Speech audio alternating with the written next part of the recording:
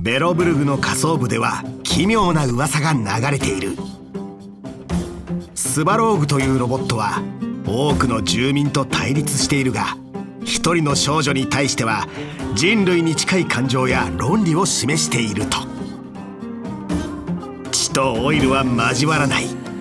だが彼らは家族に等しい関係を築いている。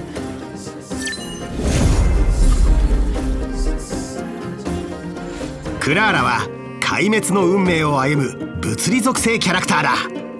か弱い少女ではあるが、自分なりの方法で戦闘に参加している。通常攻撃ではスバローグが敵に物理ダメージを与える。スバローグの庇護によりクラーラの受けるダメージがダウンする。彼女を攻撃した敵はスバローグに反撃の印を付与され、猛烈なカウンターを受ける。スバローグは常に敵の動向を追っている。戦闘スキルスバローグが見てるを発動すると、スバローグは敵全体に物理ダメージを与え、反撃の印がついた敵に対しさらなる物理ダメージを与える。その後全ての反撃の印はクリアされる。クラーラの秘技を使って戦闘に入ると、数ターンの間攻撃を受ける確率がアップする。これでより高頻度に反撃を発動できる。スバローグの守護は約束であって命令ではない。必殺技を発動するとスバローグは堅固な守りに入る。数ターンの間クラーラの受けるダメージがさらにダウンするとともに、攻撃を受ける確率が大幅にアップする。同時にスバローグのカウンターが強化され、任意の味方が攻撃を受けると強化カウンターを発動し、敵とその隣の敵にダメージを与える。ちなみにこの強化カウンターには回数制限があるぞ。この混乱した下層部ではスバローグの権威に挑もうとする者が後を絶たない。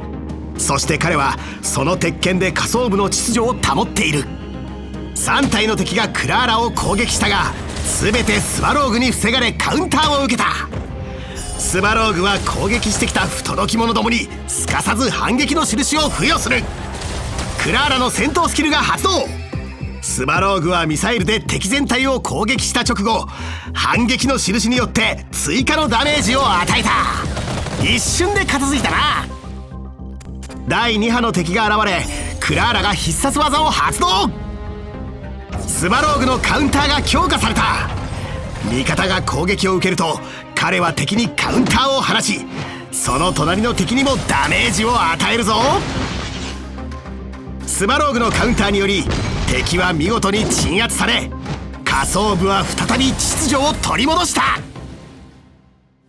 下層部の秩序を守る旧時代のロボットとして、スバローグはヤリーロ6と反物質レギオンの戦争、そして正確の軌道や寒波の到来を見届けてきた。